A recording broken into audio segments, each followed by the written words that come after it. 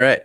So the question though is like, so you haven't heard about this fact that Bill Murray is going to have a very Murray Christmas and have his own Christmas special? How have you missed this? It's Netflix. It's a new Netflix original, man. Man, my Netflix expired about 4 days ago. Well, you're I'm not Nick, definitely all right? not I don't Nick.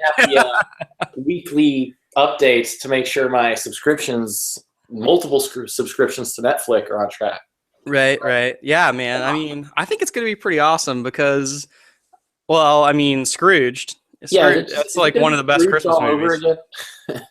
But yeah, I think this is actually going to be maybe more like a variety show, but like he's involved in all of the bits or something. I'm not sure exactly, but it should be coming out real soon. I Was think it like I think an towards the end of original November. movie or a series? I think it's just going to be like one like special.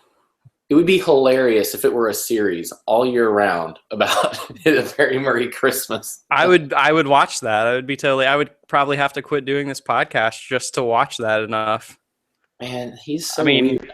how awesome really though is Bill Murray? Like, I read an article about how he gets casts in movies compared to other actors. Like he doesn't go through an agent, and according to one filmmaker's account, basically they just leave messages on his personal answering machine, and he gets around to checking them when he gets around to checking them. So there are actually a lot of movies that he's been interested in doing that he just didn't. that would explain why he hasn't been in like a blockbuster in many years. He's just in these like weird, random, like almost kind of like indie films. Yeah, I know. And like whenever they do get a hold of him and he likes it, then they have to kind of go find him wherever he's golfing at the time. And Yeah, well, I mean, he's got a lot of good golf practice if you think about it. I mean, he even had to do that in some movies before too. Caddyshack. Yeah, well, and also Space Jam, right? Didn't he? Wait, I don't think he was an actual golfer. He came as himself. He just came through the portal that was in the golf course, I guess. Wait, But then like Michael Jordan was in that movie and he tried to have a golf career and a baseball career, but he tried to have every career. But you no, know, actually, no. the Space Jam website from the 90s is like still up and completely intact the way it looked then. Like they've kept it up. I am gonna check that right now. It's pretty awesome.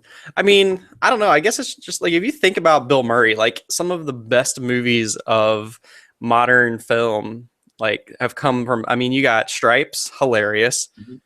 Ghostbusters, amazing. Arguably the best film ever made. Right. Ghostbusters 2, arguably the second best Ghostbusters film ever made.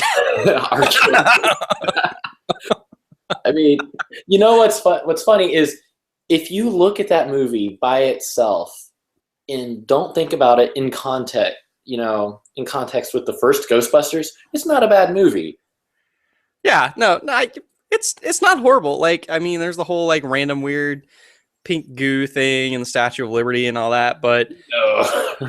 it's I don't know. I mean, growing up, I thought it was like I had just as much fun watching it, and like now I realize that it's like kind of like goofy, but I mean that's the whole point of Ghostbusters. It's Yeah. like this weird dichotomy because I feel like on one hand I want it to be this really serious like cool science fiction thing with like this deep lore and like these scary villains like Sam Hain and like these demons and gods and stuff. But on the other hand, I really like it just being a comedy film and being goofy. And it's like it's kind of taken on two different forms throughout What I history. liked about the first Ghostbusters is it seemed like a serious movie, but what the comedy was created out of just the personalities and interactions of the characters, whereas the second one it just seemed more goofy overall. Shh, do you smell something? I mean, that's the whole thing, though, right? Like all of the like in Ghostbusters, the comedy was like hidden almost. Like it was so subtle. You had to actually like, it's like very smart comedy. Because like Egon, the thing that was funny Is about dead. him was how unfunny he was actually. Right? Yeah. And Well- then Bill Murray, if you think about it though, his character, In real life, I would not like him. I would hate him as a person in real life. You know, Right. I mean, you know the kind of person, Right. but yeah. Man, yeah. I mean, so you got that. You got oh man, what else? There's Lost in Translation, which is kind of like what reinvigorated his career after so many years, but was like a very like kind of sort of serious movie, but like very critically acclaimed, very interesting, very good movie. So he's just got like this really amazing range. And then like you mentioned, like he does these weird cameos, like As the himself guy. half the time. What's that? As himself half the time too. Well, yeah, think about like you've seen Zombieland, right? Yeah. That cameo, and he's playing himself in the zombie apocalypse, and he survived the whole time by just pretending to be a zombie when he goes out. It's hilarious. It's That'll so be Bill my Murray. Groundhog Day. I Groundhog Day. You know what? I had this great idea. Groundhog Day. People would love it. Groundhog Day. Oh wait, that I don't know why that kept happening over and over again. Yeah, they would. This is an idea I think people would love, and they would hate. Make a sequel to Groundhog Day, right? Advertise it. Have new footage for the previews and the trailer. But when people go into the theater, just play the original movie. Oh man, but I would love it. I would love it. I mean, people would be so mad, but it would be so great. It'd be even better if Bill Murray like actually like made an appearance at the whole thing and like went to a red carpet thing, acted like it was all new. It'd be kind of awesome. It'd be almost as awesome as that thing that Shia LaBeouf was doing over the last week. Did you see that? He Yeah, I spent know about like that. 48 hours watching all of his movies. In reverse. I was thinking about going to see that, but I decided I wish you you know, had. it was going to be ridiculous. So I liked watching like the live cam where they would show him and he was like struggling to stay awake and he just looked like in pain watching some of his movies, which I've suffered through some pain watching some of his movies too. But yeah, I don't know. I don't know if he's quite the cultural treasure that Bill Murray is. I mean, almost in a different way, I would say at this point. Not because of his movies, but because of his antics. It's true. It's true. I think I actually have liked him better as he has like gotten older and done just weird stuff, like weird art stuff. Yeah. I envy his ability to grow an amazing beard. He does have quite an amazing. Well, he's a pretty just like straight up buff guy too. Like he's you know he's a man. That's for sure. I don't even want to know what you mean by that, but Man, what about Kingpin, man? Kingpin, I forgot about that movie entirely. He was also Wait, we're talking about Bill Murray still, of course. well, of course, right? Yeah, we dropped Shia LaBeouf to the Mhm. side and we went back to Bill Yeah. Murray because this is all about how awesome Bill Murray is. Yeah. I mean, he was even Bosley in like the Charlie's Angels when they rebooted them for film. What I think is funny is whenever they made the animated series, there was one voice actor that played. Oh, I'm sorry, the Ghostbusters animated series. Mhm. I'm blanking for a moment. There's Egon, Ray, Winston, Peter and Winston. Yeah. Peter Venkman, Ray Stantz, Egon Spangler, Winston Zedmore, Yep. Janine anyway. Melnitz. So one of the voice actors that was going to play the character Bill Murray played, they didn't choose for the animated series back in the 80s because they worried he would sound too much like Garfield. And then you know where I'm going with this, right? I know where you're going with this. Then years later, in the computer animated live action Garfield movie, Bill Murray is the one that plays Garfield. Right, yeah. Man, yeah, so Garfield and Peter Venkman, man, it's one and the same. Well, you know, it's funny because I remember seeing stuff about like Bill Murray talking about how much he hated doing Garfield and then like he did another Garfield. Yeah. It's like, yeah, you might have hated it. You didn't hate cashing those checks. Gosh. Yeah, seriously. Man. I'm gonna be honest with you though. I can't wait to see what Bill Murray's cameo in the new Ghostbusters is gonna be. That's like the only reason I'll probably watch that movie because I think it's gonna be trash. I don't know. I mean, I think it'll depend on what lens you look at it through. I'm going to try to watch it as if I am not a huge fan of the original, but rather just as its own movie. Mm-hmm. It's not going to, I mean, that's not going to work out. I'm going to be comparing it the entire time, but that's my aim. Right. Yeah, I mean, I guess I'll keep an open mind, give it a chance. It's not, I have zero issue with it being female Ghostbusters and like taking a new spin and having it occur in Boston instead of New York. Like, all cool with all of that. It's kind of that dichotomy thing we were talking about earlier. Like, I feel like Ghostbusters has become something that now that it wasn't then, and I worry that like it's going to be too SNL maybe. Yeah, exactly. See, the problem I think I'm going to have with it is, to me, it seems like they're trying to, rather than necessarily make it its own thing, it looks almost like they're trying to force the old Ghostbusters formula onto the new movie with different people, rather than just letting it be different. Yeah. Well, we'll see how it goes, and we can wrap up this fake Bill Murray segment now that Nick's here. But do want to mention A Very Merry Christmas debuts on Netflix December 4th, featuring such guests as George Clooney, Amy Poehler, Michael Cera, Chris Rock, Maya Rudolph, Rashida Jones, and Miley Cyrus. It's going to be amazing. So stay tuned. We'll definitely be, I think we'll be watching that and talking about it on the show for sure. So I want to make one quick point. It's almost Thanksgiving already. This is a Christmas movie. It probably should have come out 2 weeks ago.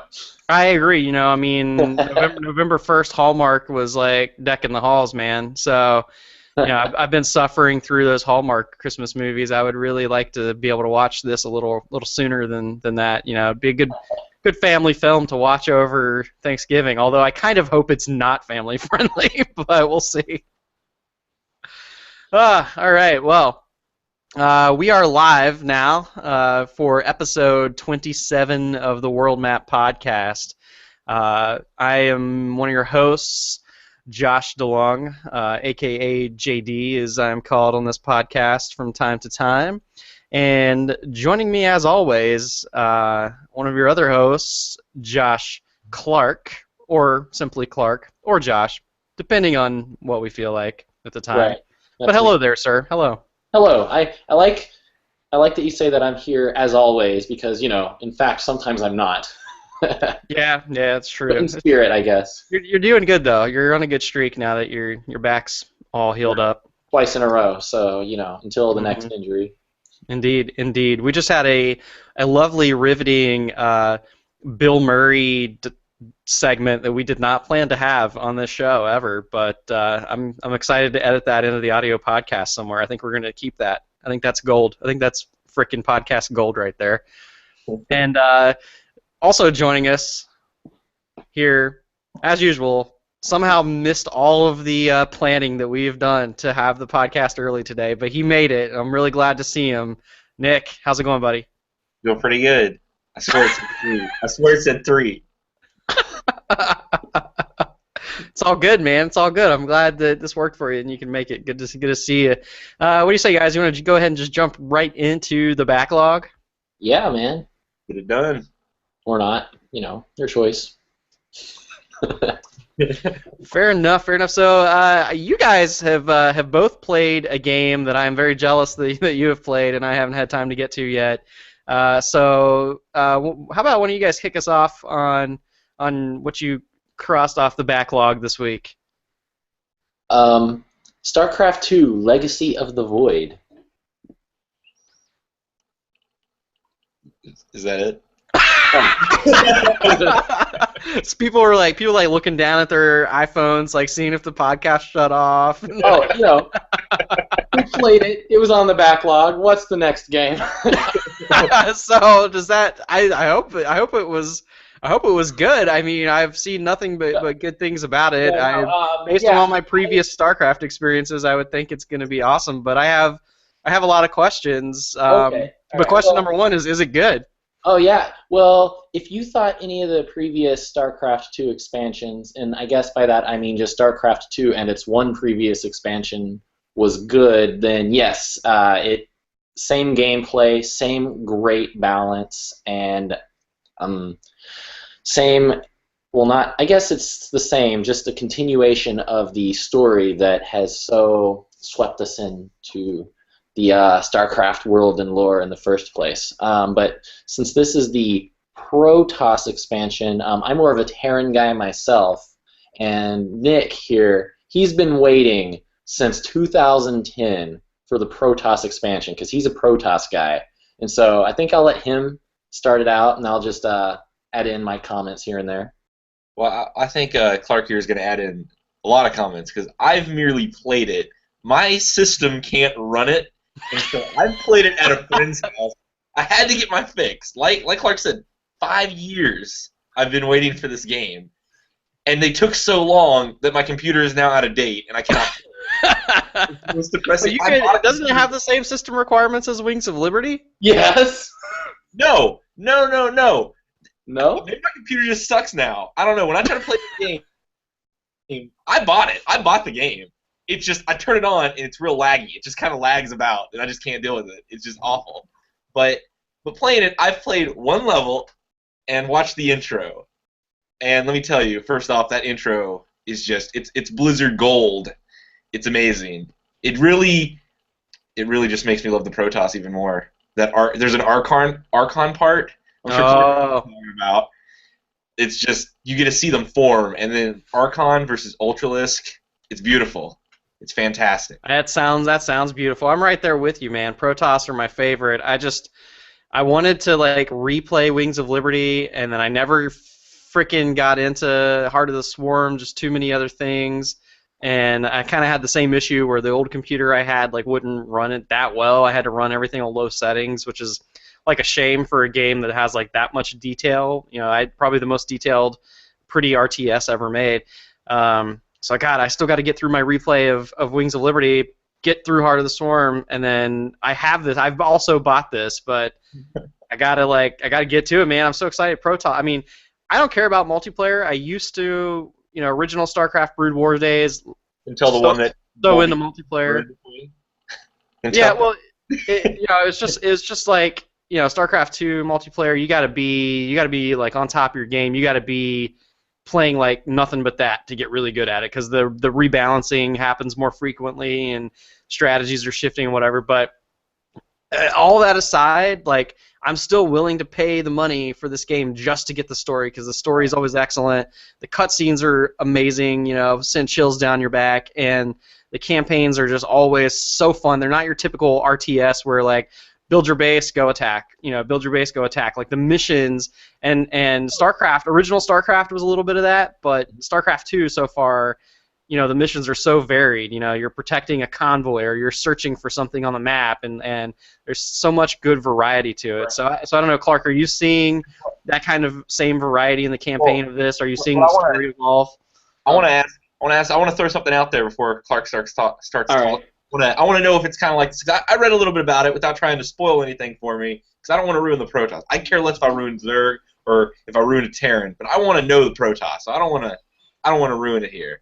But for what I'm reading and understanding about it, this game really does give the Protoss that kind of feel like they're on their last leg, because as StarCraft fans, we all know the Zerg just kind of multiplied and took over, and the Protoss's numbers have been diminishing. They're actually basically on their last leg, like I said. It really does have that feel. I mean, I've not played through the entire campaign yet, but I mean, when playing through, you can really feel a sense of urgency on the Protoss side of things, and a sense of, I guess, almost distress in some way, which is kind of great, and it's. Well, that's an interesting twist, right? Because the Protoss have always, to me at least, felt like the most powerful race in StarCraft. Yeah, I mean, in my opinion, they're OP. It's kind of not fair, Nick. But we don't have Thor, right? We don't have Thor working for us.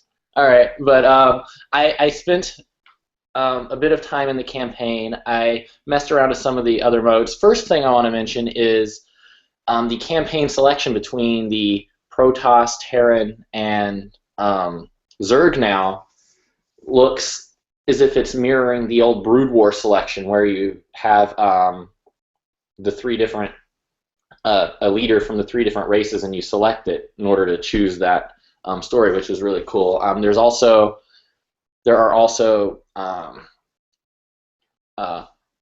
story missions that came out before the Oh, right. There were like some prologue missions. yeah, some right? prologue missions. Were those with Zeratul or? Yes, I believe it was Zeratul. I played those a little while back, so I don't remember it honestly. But I would say to play those before you play the actual story. In terms of the story, I think it seems almost a bit more varied than that of Wings of Liberty, because in Wings of Liberty, even though you mentioned that great variety of different types of missions, but still, in just about every mission, at some point, it seemed like you were doing the same thing every time. And in this one, yeah, a lot of the levels tend to be very similar in creating a base, an army, and destroying another base or army. But there are a lot more. There seems to be a greater variety in terms of mission types, as well as side quests, which are really cool.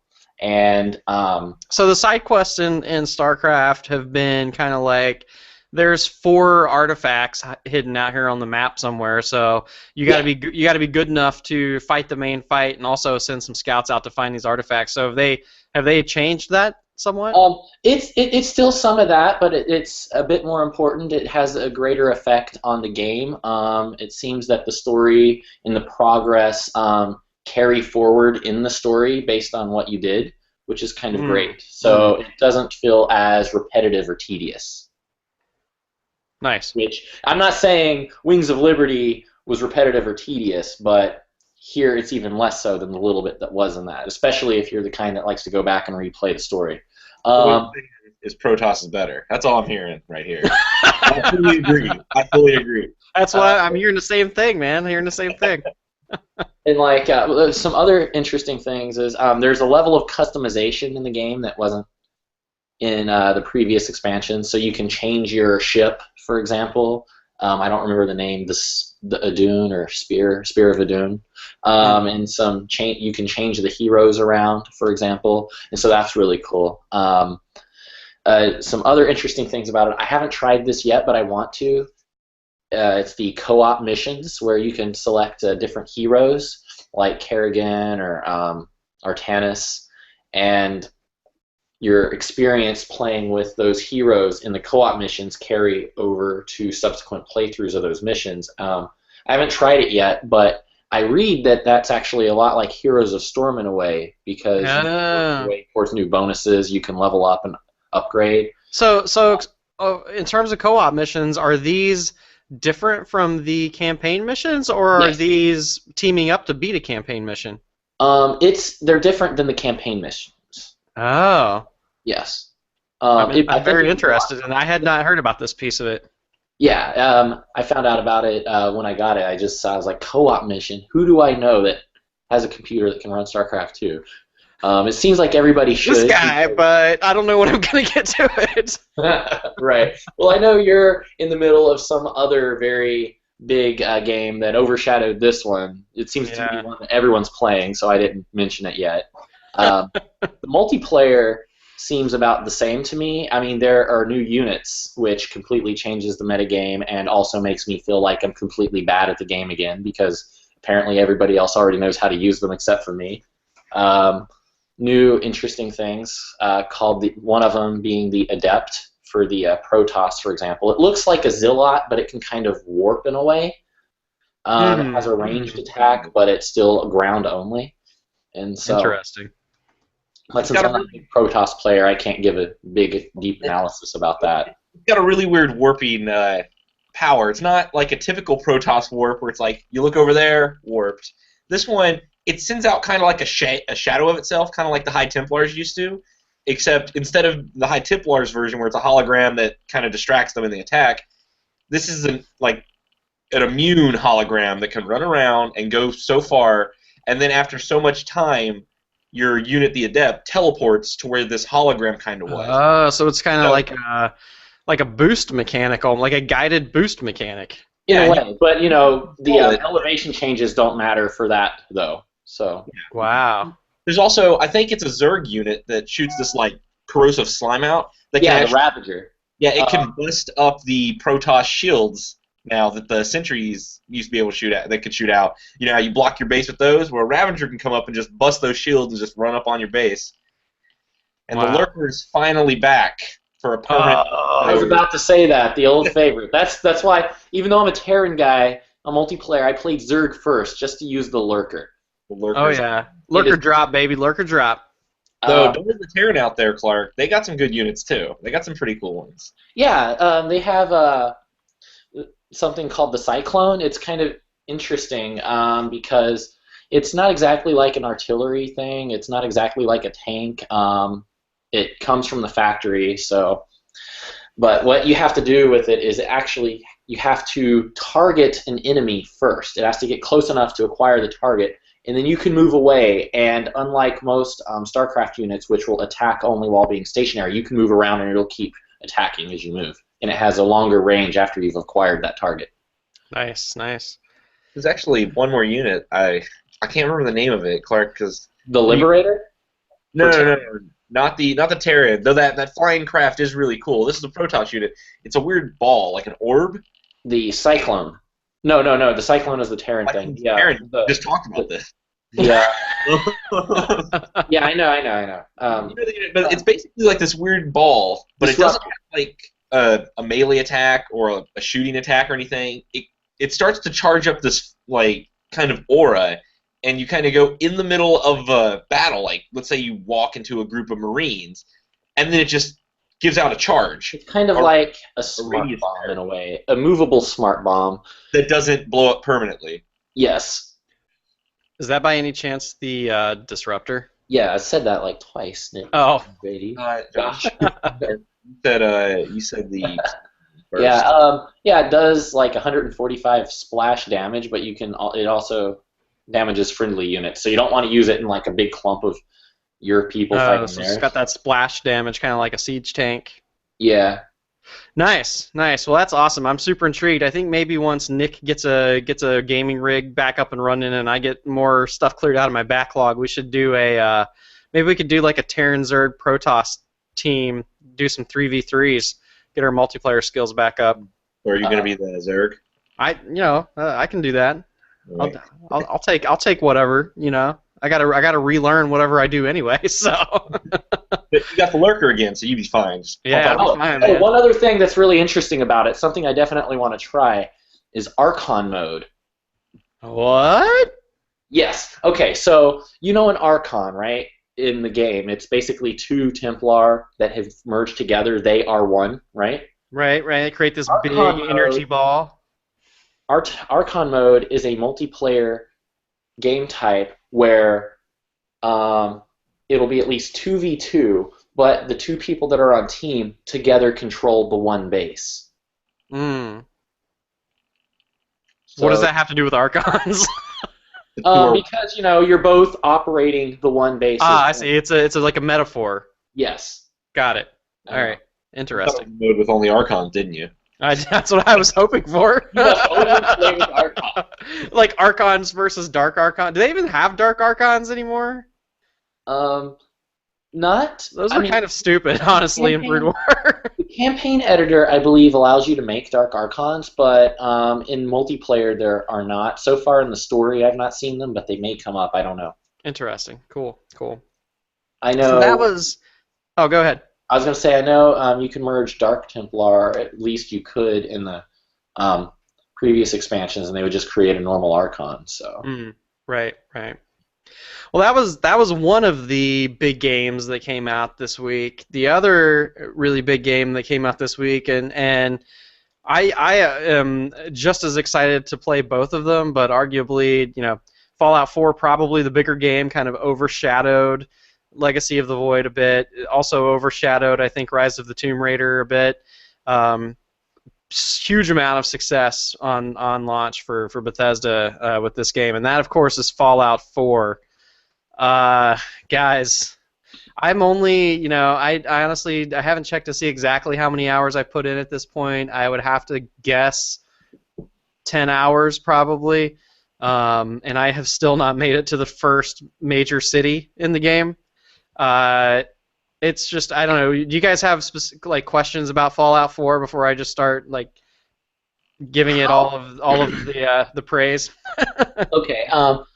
Well, all right. I kind of have a question. For big open world games, I have to go do everything before I do what I'm supposed to do, but Mhm. that ends up getting tedious and boring, and I feel like I'm doing it just to complete things.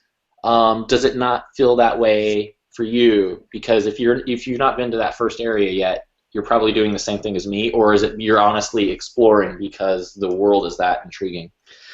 Well, have you played Fallout 3 or Skyrim? Skyrim, yes. Okay, so it's I mean they're from that perspective, from the perspective of having a lot of things that you can get distracted and do, and a lot of side quests and a lot of things to find and collect and explore. It's the exact same game as Fallout 3 or Skyrim in that sense. I mean, it's a Bethesda game to its core.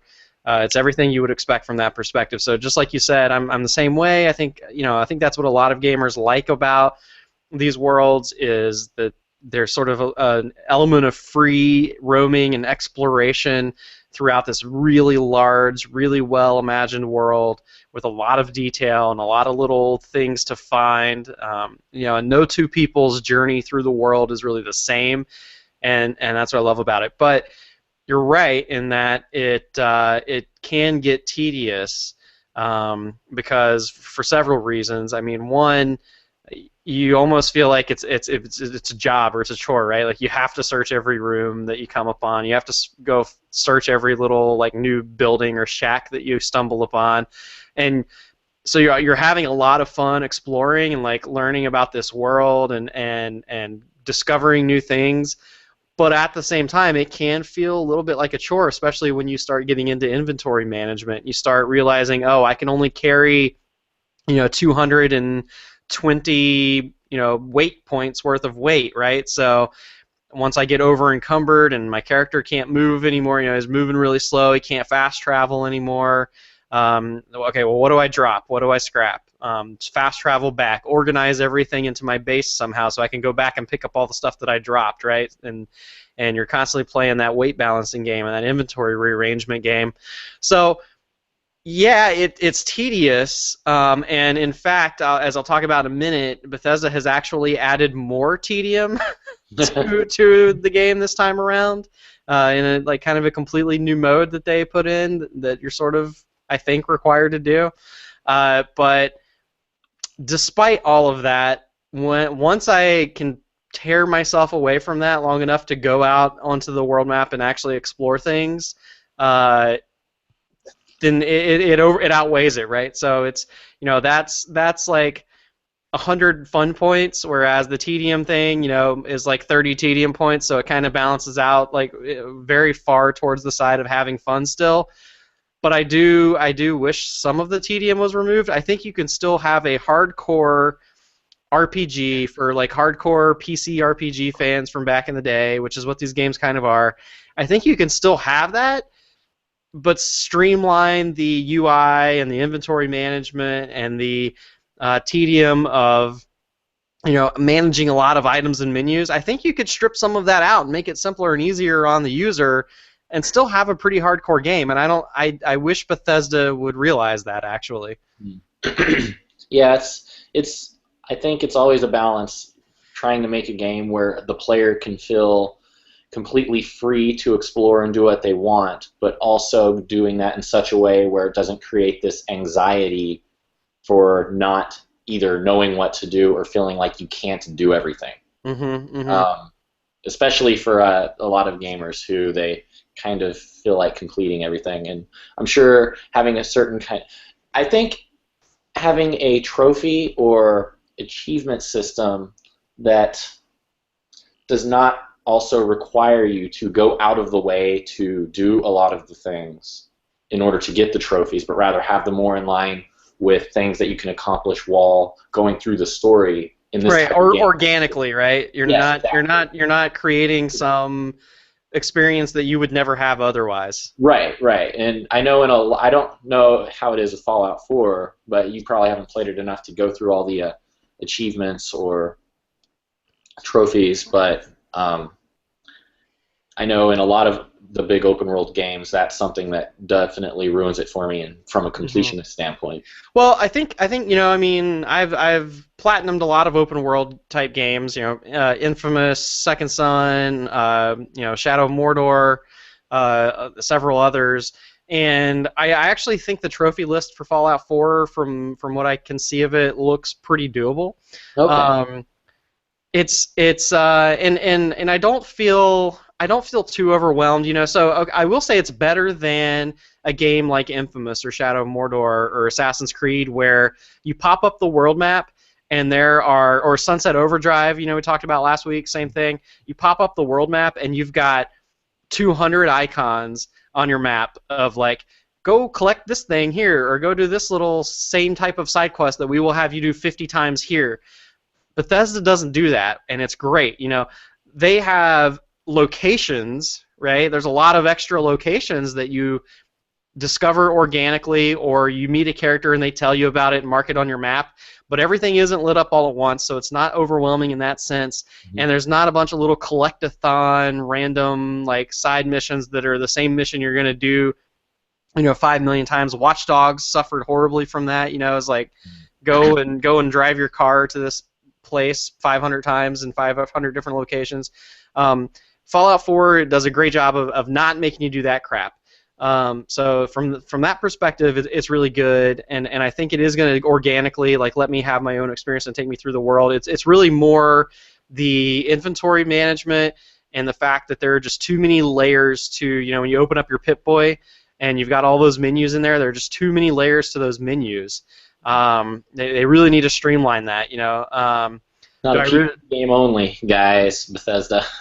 what's that? But it's not only a PC game, Bethesda. You gotta console friendly it. Well, and it's not even that. It's like it's not even having to use the controller. Like even if I was using the mouse to go through those menus, it's just there's too much. Like do I really need like a miscellaneous and an aid and a weapons and a pair? Like I'm glad that I can sort by those things, but like why do they have to be a subset of this other thing? Like why can't I just, like a lot of games do, like show me my character and let me like compare weapons and armor, and you have to go to a different workbench. Like you got to go to the armor workbench to upgrade and look at what kind of armor you've got. You got to go to the weapons workbench to do stuff with weaponry.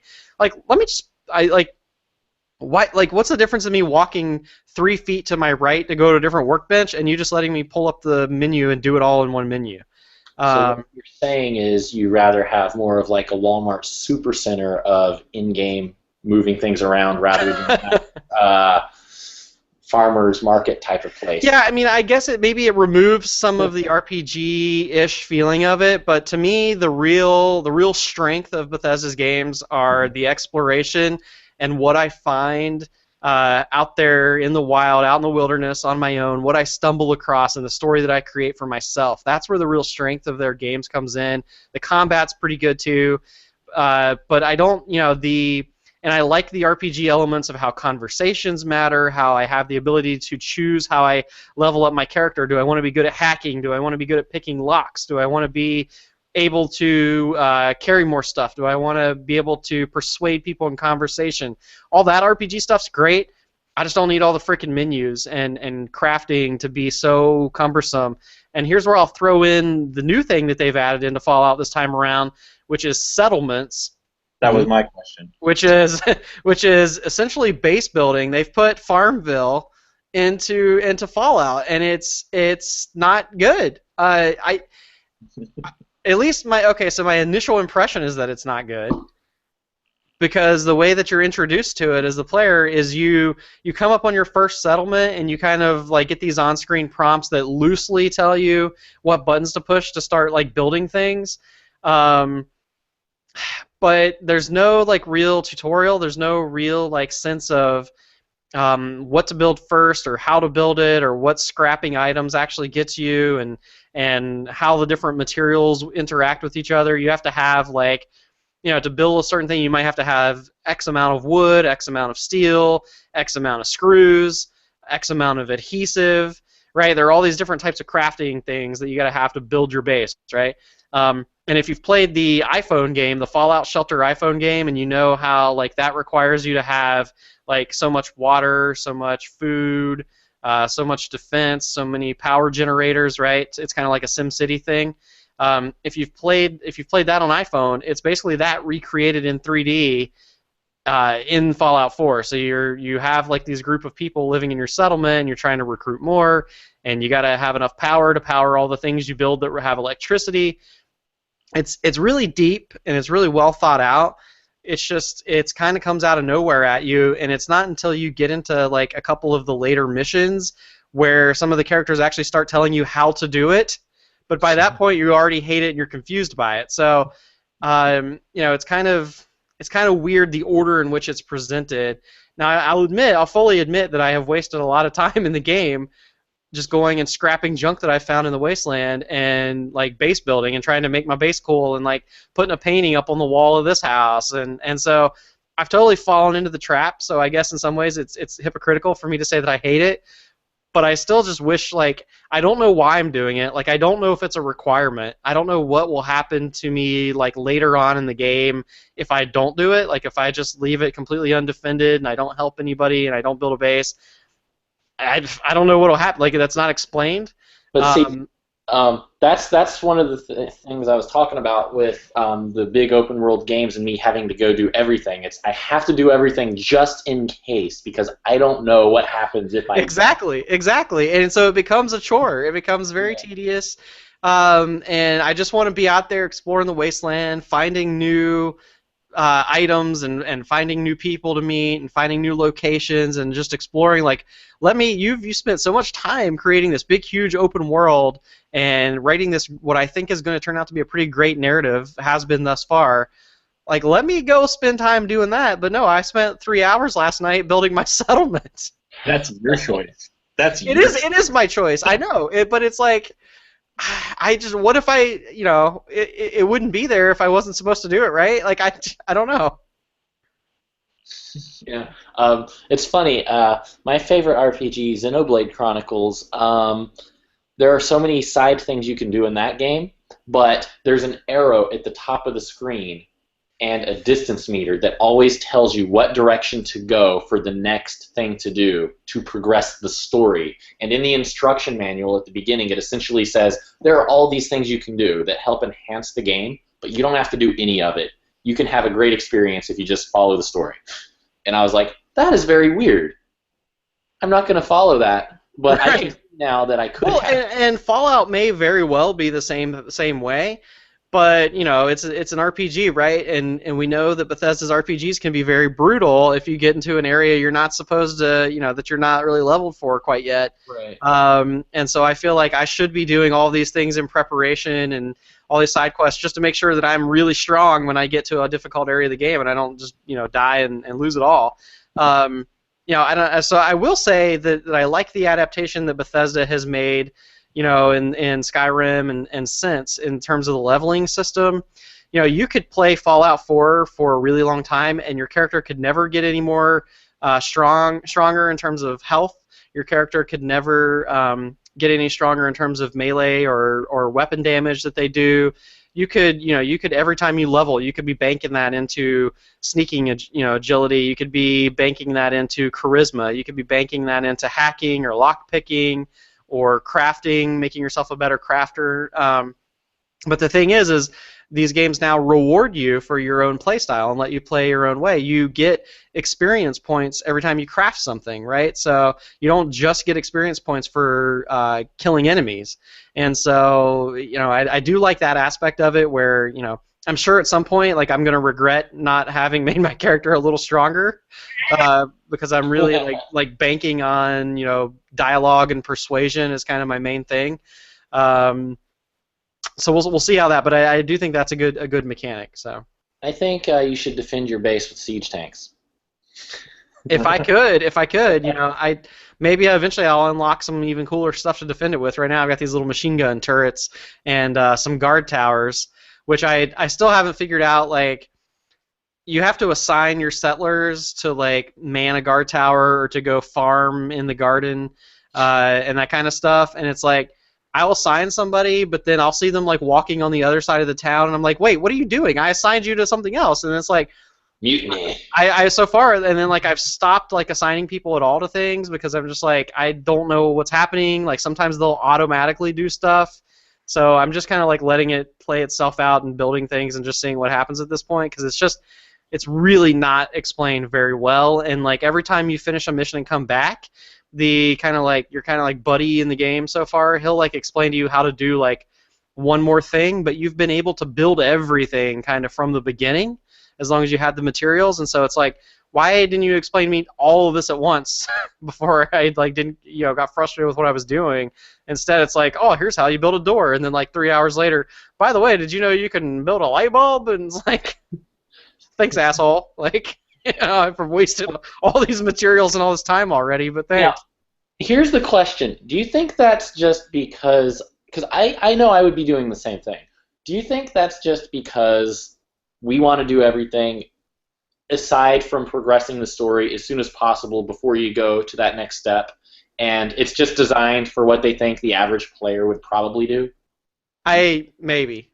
I mean, they're smart, right? I mean, they don't make these AAA amazing selling games by not knowing what they're doing, not having a lot of market research, a lot of player data. So I mean, Assassin's Creed and rethink what you just said, I think. Okay, yeah, that's true. Ubisoft is kind of the exception there.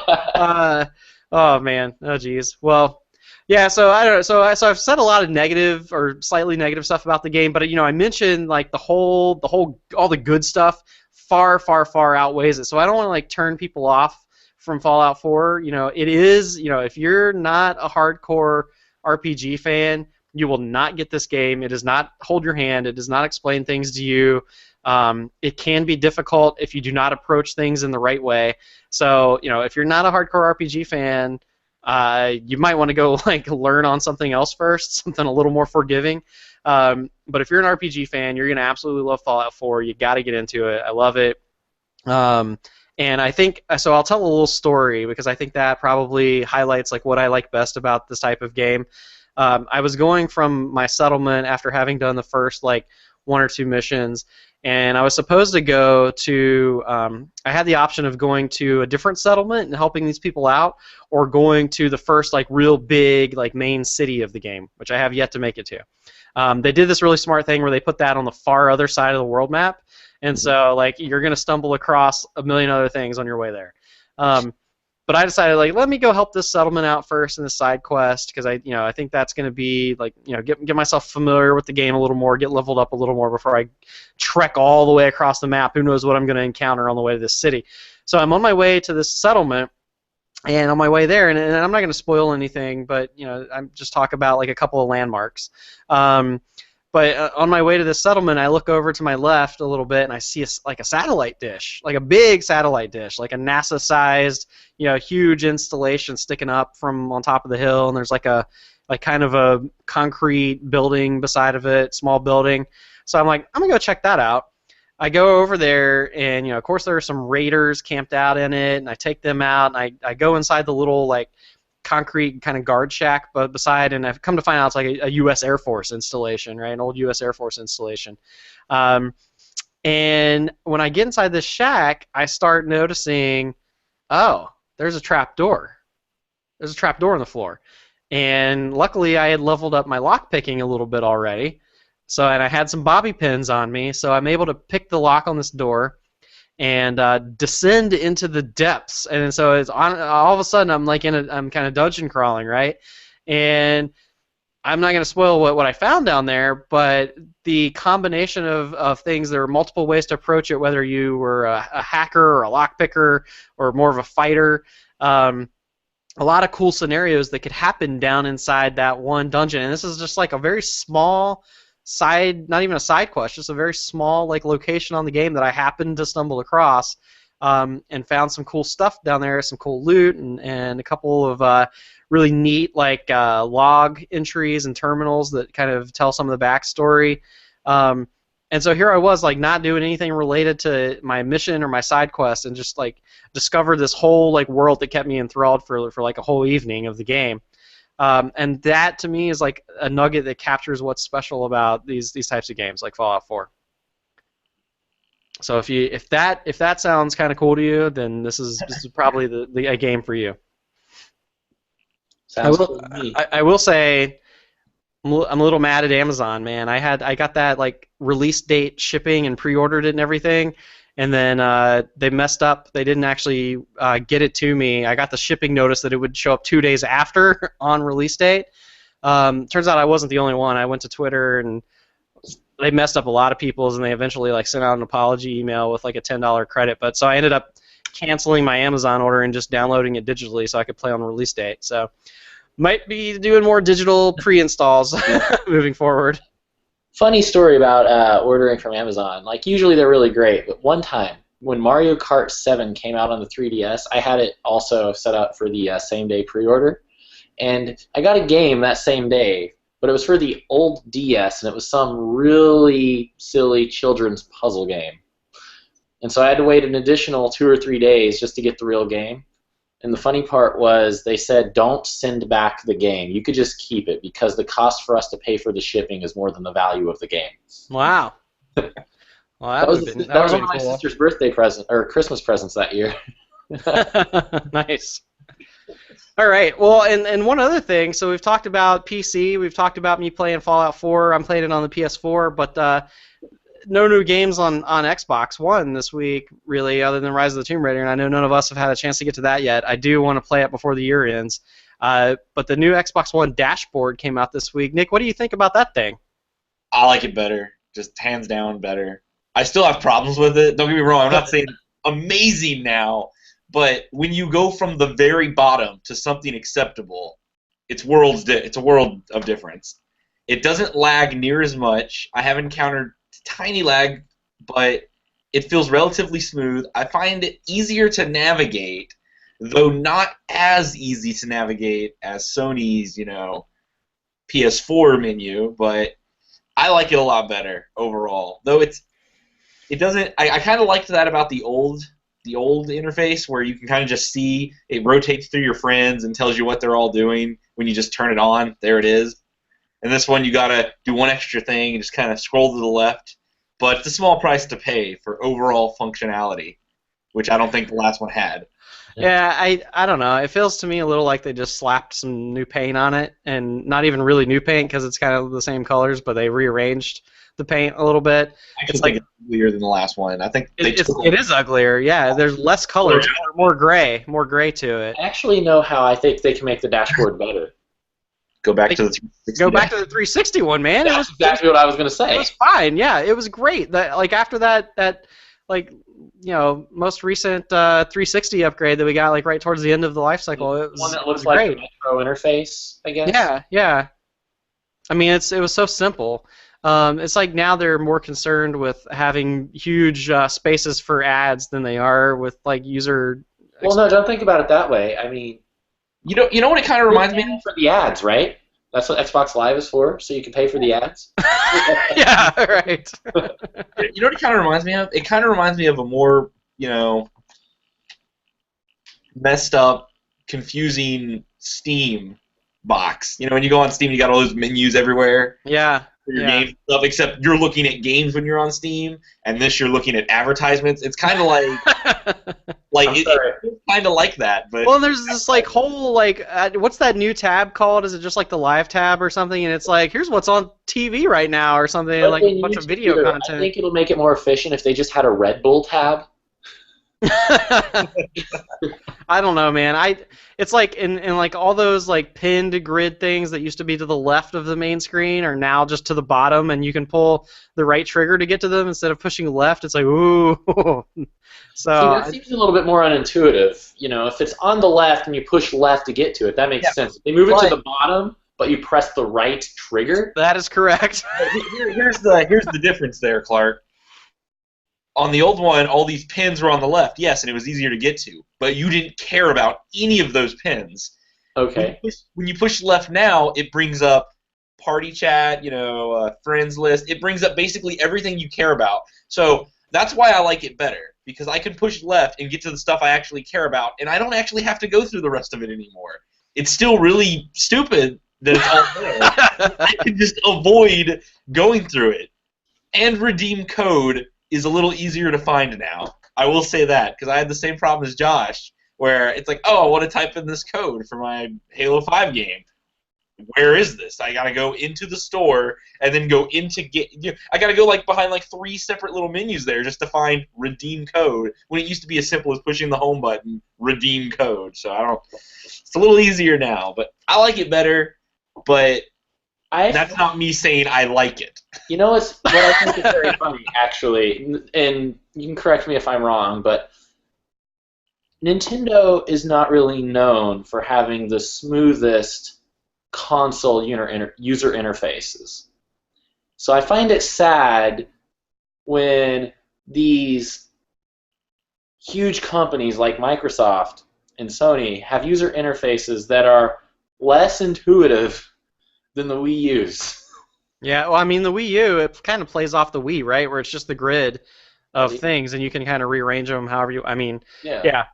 Wii U is simple is better, and that's what as a guy who actually works in user experience a lot, the simplest thing, what's the simplest thing that'll actually work to make this functional? Leave everything else off, and you're going to improve the experience for the user a lot. So that's not the Microsoft plan. That's not the Microsoft plan at all. No, the Microsoft plan is to sell more stuff. But they've actually been doing a pretty good job of that, and we'll talk more about that right after the break when the news motorcycle rolls in. And so we're talking about Microsoft and the new dashboard, talking about them trying to sell more things. Microsoft finally broke PS4's long-running win streak, and the NPDs came out for October. Halo 5 helped push the Xbox One over the top, and the Xbox One was the best-selling console in the month of October. Finally, huh? Go Microsoft. I think that happened once before when they dropped the Kinect as a requirement. Yeah, I think there have been 1 or 2 other months in this console life cycle that Microsoft won, but it's been a really long time. I think probably over a year or something. It's been a while. So, hey, this just goes to show that good first-party exclusive software will help sell your console. We could have been running Microsoft at this point. We could have told them that a long time ago. Right. Well, maybe they saw Nintendo and thought, we don't need first-party software because it's not helping them out so much. Yeah. Well, I don't know. In Japan, if they were looking at Japan numbers. Oh yeah, if you look at those numbers, it's They've sold a total of 2 Xbox Ones in Japan. So, this is interesting to see. We talked about this before, that if Microsoft is going to get enough momentum to really be competitive against Sony this console generation, they're so far behind that they need a really good holiday season. And I am seeing some kick-ass bundles out there on Xbox One. They are giving these things away at this point with a lot of games. I saw a bundle that was $2.99 with 4 games or something the other day. Ridiculous. I need to get myself on that. Yeah, man, it's amazing. So I think between Halo and the Gears of War remaster and these great bundles and Rise of the Tomb Raider, I think Microsoft is well poised. Sony does not have a first-party exclusive coming out this holiday season, but they are what the 360 was last generation, right? They are the third-party machine that everybody is on, and you're like, what are my friends on? Who am I going to play online with? You're going to get a PS4 because they're now the Call of Duty machine. They're now the Madden machine. Fallout 4. Honestly, they're the Rocket League machine. They're the Rocket League machine, absolutely. And all these other great third-party titles like Destiny and Fallout 4 are very much presented as though they are PS4 games, even though they're on the other console and on PC. So it'll be interesting to see how Microsoft comes out of the holiday season. They have not released. So Sony has released sales numbers pretty regularly. They're doing amazing, selling leaps and bounds. We know the Xbox One's still selling faster than the 360, but in comparison, they haven't released numbers in a really long time. If you look at, I was looking at some of the third-party sales, and if you look at the percentage of what games are selling on Xbox One versus PS4, you could speculate if you run the numbers that the Xbox One has sold about half of what PS4 has, which would explain why they've been hesitant to release any numbers. So it'll be interesting to see, going into January, February, what the numbers look like then, and if we get any more news on the situation of the Xbox One. But the big news this week was there was a Nintendo Direct. I know. First one in a while since... excuse me. Coming over a cold, but it's been the first one in a long time since Mr. Iwata passed away. And a lot of big news in it. A lot of big news. So what was your favorite thing? My favorite thing? I think it's going to be everyone's favorite thing because it was the most unexpected thing, and that's Cloud Strife coming to Super Smash Bros. I'm amazed that they were able to keep that under wraps, to be honest. I mean, everything else has been leaked months before, and then this guy comes out, and I saw some reaction videos because after the Direct, they kind of showed some reaction videos of this announcement. And you just got these people like freaking out. Well, I mean, Cloud. I didn't think it was real. Like, I didn't get to watch the Nintendo Direct until much later, and I saw stuff on Twitter before I saw the Direct, and I did not think it was real. Well, I mean, no one would have thought it was real if you didn't watch it because, I mean, Cloud from Final Fantasy VII, a game that was originally going to be on a Nintendo system until Nintendo decided not to use a disc-based system, and it moved to PlayStation, and then the character has really only been on the PlayStation. When you think Cloud in Final Fantasy VII, you think PlayStation. All they need is Master Chief in the game now, and Nintendo can just say they've won because they've got all these companies in there. Well, I mean, I guess the difference being that Square is not a Sony-owned studio, right, or publisher. So, Square Enix often associated with Sony, but obviously they're not owned by Sony. So, Nintendo able to get that license, whereas, getting that thing from Microsoft would be a little tougher, but. This was just so cool, and the cooler thing is watching the video. He's gonna have limit breaks. He's gonna have summons. Looks like we're getting a Midgar stage. I don't think he's gonna have summons though. I don't think that's specific to him. I think it's specific to Midgar. Yeah, I think that might be a level hazard. Yeah, stage hazards. Yeah, it looked kind of like a background thing like that. Yeah. And for the limit breaks, I'm guessing that's the final Smash. No. I've watched this video about 10 times already, so I know a lot about what's going on. Okay, so it's more like a Little Max thing then. Yeah, I've got a buddy that Clark knows, my buddy Eric, who he's played Ike since the game came out, and no other character. And as soon as I saw this video, I was like, well, I'm not playing Ike again. I'm going to be playing against Cloud when I find my buddy here. But the limit breaks, I feel like they're going to be more like Little Max, power there. Though I think they're not going to just charge over time like Little Max or charge when he gets hit, maybe. I don't know. Or they're going to charge slower. Because Little Max got one KO punch, and that's it. He's pretty wide open for it. I've noticed from the video, Cloud has 3 separate limit breaks he can use. He's got that Blade Beam, like the large Blade Beam. He's got the Braver, I think, is the one where he does the thing is, though, is that Blade Beam, it never... When he did Omnislash, it said limit break on it, but when he did the Blade Beam, it did not, so that could just be... No. There are 2 Blade Beams. He has a Blade Beam just standard, but he has a limit break Blade Beam as well. And then he has a limit break up B, so I feel like he has a limit break version of up B, down B, and like a limit break version of his B moves, like at least 3 of them, because I saw 3 separate limit breaks. And then his final smash is his level 4 limit break, the Omnislash. So his final smash is a limit break, so you're right there, but he also has 3 smaller limit breaks as well. Here's the thing I find interesting. Shortly after that, they announced that there is going to be a Super Smash Bros. Dedicated Nintendo Direct coming in December. If Cloud was the teaser for that, what are they going to announce? Right. One of 2 characters. If they can bust out 2 characters, since they announced Cloud, I want to see either Sephiroth in the game, just so I can beat my buddy up. Sephiroth. I don't think he's going to be there. I don't think he's going to be there, but I'd love to see it. What about Barrett? No. Barrett would be Barrett's cool. probably going to be a Mii costume, in all honesty. But what I would like to see, I would actually like to see Sora from Kingdom Hearts. And I know they actually tried to push for Sora in Brawl, but Snake beat him to it. And Sora's actually pretty high up on the list for the I still bout. want Shovel Knight. That would be sweet. Shovel Knight's pretty likely too. I would say there's already an amiibo. I'm just hoping. I'm hoping they bust out like another 4 characters on top of on the note. Earthworm Jim. What? Earthworm Jim. Yes, Ah. that would be fantastic, actually. But on the note of that special Smash Direct, I think Sakura said that he's not going to have any more Smash-related directs or news like that after that one. So this Still, might 1 year later of constant good DLC. exactly. So this might be the end. But we all know that he's lied in the past. We're not going to have downloadable characters, and then what do we get? We get all these awesome characters. This I think Cloud's probably going to be my first Smash DLC. I'm not going to be able to resist that, and I don't think I've seen an amiibo announcement. But you have to think if the character's going to be in Smash, there will be a Cloud amiibo at some point, and that'll have to live right here behind me on the shelf for sure. You got to buy 2. That way you can scalp someone on eBay.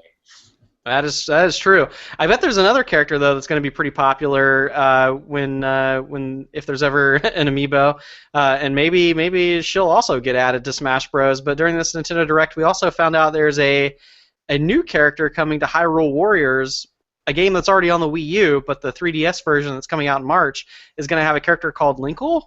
Yeah, it's basically a female version of Link. I don't know why they just couldn't call her Link, but well, this is my thing. Is she a separate character? Like, can Link and Linkle be in the same place at the same time, or is she an alternate version of Link that's female from a different like continuity point in the timeline? I have no idea. The setup of it, Linkle and Linkle is kind of seen as Link's little sister. That's how she sees herself. There's actually kind of a story set for her, and she was announced before this Direct. This is just the first time she's in a game. Yeah. So, Why can't Linkle seems like such a silly name though. Linkus sounds like it would be better. Actually. I agree. Linkle is kind of like what you think Link does when he goes to the bathroom. Right. Like next we'll be hearing about Zeldo. Right. Zelda. I hope it's Zildo. What's interesting though, she kind of reminds me. I mean, if they made a Linkle crossbow training, it would make way more sense than Link's crossbow training. That's for sure. That is indeed for sure. Well, so the other thing that's interesting though, and I have a theory. I have a theory here. They also announced some other Zelda-related news, including that Zelda Wii U is still coming in 2016 at some point for the Wii U, not for the NX. I still don't believe it, but they released a screenshot that has a hood over Link's head. My theory is that they would only put the hood over if it's not Link, but indeed going to be Linkle, the star of that game. Well, I've got a theory too. And first off, it wasn't a screenshot; it was like a 10-second trailer. But maybe in this game you'll be able to pick male or female. And it's a lot more open world like it looks. Yeah, I don't know. That game is kind of an enigma. Yeah. But they also announced that they're re-releasing yet another Zelda game. Favorite one? Twilight Princess. You said your favorite one? I said your favorite one. Oh no, Twilight Princess coming to the Wii U March 4th, 2016. And they're using it as a chance to release another amiibo, which is going to be Wolf Link with Midna riding atop. Apparently, that amiibo data is going to somehow carry over and change the way that your Zelda Wii U plays when that game finally comes out. So that's like interesting. It makes me almost want to play Twilight Princess just to like. I'm afraid I'm going to miss out on something when the new Zelda comes out, but at the same time, I don't want to suffer through being Wolf Link again. You know, it's funny because I know you and Nick have very different opinions on Twilight Princess. That could almost be like an entire hour-long debate in and of itself, actually. I just don't see the problem with it. I will agree it was annoying at first, but once you got the ability to change at will, the game became amazing. It was so freaking good. Yeah, but how long is it into the game before you get that ability? Like an hour and a half. See, for some reason I remember it as being longer. Maybe when this comes out in March, we can do a replay, and then we can have like a separate show just about Twilight Princess. I think their new model is to remake every Zelda game before we get a new one, though. Yeah, well, it's I mean, it's how they probably make more money doing that. People pull their wallets out, so that's how they're actually funding the new Zelda game. It's like a stealth Kickstarter. Yeah. So one other really big piece of news that came out of that press conference, April 22nd, 2016, announced as the release date for Star Fox Zero, and we got a new trailer. Did you guys check that trailer out? Yeah, I looked at it briefly. It looks interesting. What I noticed is a few things that were in the trailer that were also in the playthrough previously. They have, I guess, the graphics do look a little bit better. You can see where they've been working on the appearance of the game at the very least. So I thought that was kind of nice. I'm really curious to see how that whole thing where you can be looking at the screen through the cockpit, but flying towards the screen, like how you fly differently than where you can shoot, or you can just shoot third person. I don't know. It looks really, really weird, and I'm kind of curious to see how that plays out. Well, that was my problem when I saw this game at E3. Was that really didn't seem like it was going to work all that well to me. And then when they showed this trailer, I was a little disappointed that there wasn't some actual like gameplay footage. It was just kind of like the ships flying around and like the tank transforming and Fox's ship transforming into this thing that like ran up the side of another ship to blow it up. And it kind of like was introducing the characters and whatnot. But there wasn't any like real what I would call gameplay in this trailer, and so I'm still very cautiously optimistic about Star Fox Zero. I haven't seen anything yet aside from like the transforming ships. If that's something that we can kind of like do on at will and like they're customizable or something, that could be cool. Although they've not said anything to that effect that I know of. But I haven't seen anything else about Star Fox Zero that makes me like really excited about it. I don't know. It seems a little like samey. Yeah, it's see, I don't know how samey it actually would be. Nintendo seems to be really good at making a game that is you can look at it and it's exactly the same, but it's also completely different when you're playing it. That's very true. I mean, Super Mario 3D World's a great example of that with the cat suits and like some of the way the levels are designed. They iterate on Mario very, very well just about every time and add new things in that make it fun. So Nintendo knows what they're doing, certainly. They're not good at showing it off. Yeah, right. They're kind of awkward in the way they show things off at times. It's very interesting. Yeah. Oh, well, so one other piece of news I did want to mention is the Game Awards announced their 2015 Game of the Year nominees now that all the big games for the year have released this past week. It's kind of like the last big week of the year. Thankfully, maybe we'll get some of this backlog caught up on. They have 5 games on their Game of the Year nominee list. I wanted to just name those, and we'll obviously do an entire separate show and discuss towards the end of the year what our 2015 games of the year are. But I wanted to read off their nominees, and their nominees are Bloodborne, Fallout 4, Metal Gear Solid 5: The Phantom Pain, Super Mario Maker, and The Witcher 3: Wild Hunt. How do you guys think about this list, and what's one game you think is missing off of it? Oh, I would want to say DDR, but one didn't come out this year. I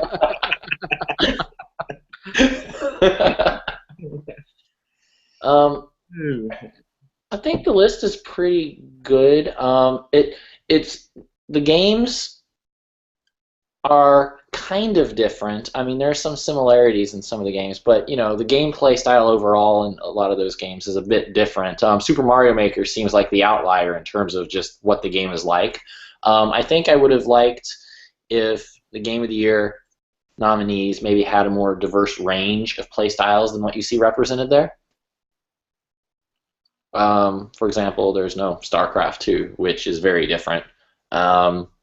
Yeah, I feel like Fallout 4 had enough hype to get it on this list, but I feel like Rise of the Tomb Raider and StarCraft, had they come out earlier in the year, might be on here, and maybe like enough people haven't played them and they weren't hyped up enough. I'm surprised that neither one of those games are on this list. Nick, what do you think? StarCraft 2 is only an expansion. Are those eligible for the game? I think so, because they also have separate lists for, say, Shooter of the Year. And they have The Taken King on that list as a separate game. Oh, okay. So then, then StarCraft. I think they're standalone expansions, really. Yeah, I don't see the StarCraft really as expansions. I think they warrant being considered as full games. Nick, what do you think about the list? Anything you feel like is missing off of it? Netflix. Netflix.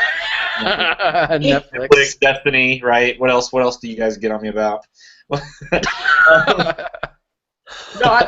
I feel like it's a pretty good list. I agree with Clark. I would like to see more diversity in it. I think StarCraft should probably be on there, honestly, but Rocket League, quite frankly. Yeah, so that's mine. Is if I had to add one game, I'd have a really hard time choosing between Rocket League and Helldivers, but I think probably Rocket League should be on this list. I think Rocket League should be on the top of another list called freaking best local and online multiplayer indie game. Well, so it is nominated for best indie game and in the sports and racing category. We'll see. It should take both of them. Plus, you guys see about Rocket League? It's got a sweet little DLC package for a DeLorean now. Well, not only that, but we're getting all those new game modes too. So yeah. All right. Well, I think let's call in the doctor for a little bit of advice real quick before we wrap up the show. So this week I just wanted to give a little bit of advice on Fallout 4. We talked about, kind of the new settlement mode and how that all works. I think I fell into the trap early on of, that settlement is like the first area that you come up on in the game after you emerge from your vault. And I fell into the trap of like following some of the on-screen prompts and trying to figure out how to do all of the settlement building right from the get-go, and I think it initially like turned me off a little bit on the game, overwhelmed me a little bit, made it feel a little more tedious than it needed to.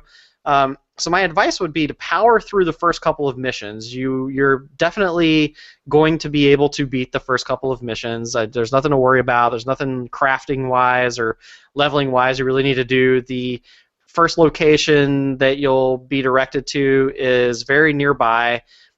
So do those first couple of missions and then wait until the game mission structure redirects you back to the settlement because it happens pretty quickly, and then you start actually being taught, although not as extensively as I think maybe you need to be, but you do start getting some lessons on how to do settlement building and things like that. So I think my advice would be power through till you get to that piece and let the game guide you through it at first, rather than feeling like you're really struggling trying to teach yourself how to navigate through all those menus and figure out what you should be building. So that would be my advice there.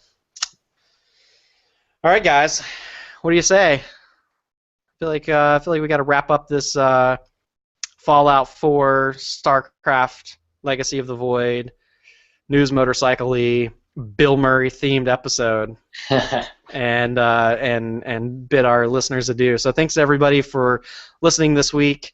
We are worldmapcast@gmail.com. Send your questions and comments in to be read on the show. We do the live Google Hangout on air here each week. Stay tuned to our social media channels to get those links to the live show. That's at World Mapcast on Twitter, Instagram, and Snapchat. And we're also on Facebook as the World Map Podcast. The fully edited and produced audio podcast goes up every week on iTunes and Stitcher shortly after the live show. And please, if you can spare 2 minutes of your time, probably much less, go to iTunes and give us 5 stars if you want. That'd be great. Really appreciate it. Helps with discoverability of the show. And I do want to mention, I don't want to say who it is yet, but we have a very, very cool, very important special guest coming up on the World Map Podcast very soon. Whoa, I'm here already. Yeah, welcome back, man. Hey. This is like big news for the podcast. Actually, this is gonna be a really, really awesome guest. So stay tuned for more on that. And until next time, Intaro Adun. Intaro Adun. It's Intaro Tassadar now. Thanks, nerd.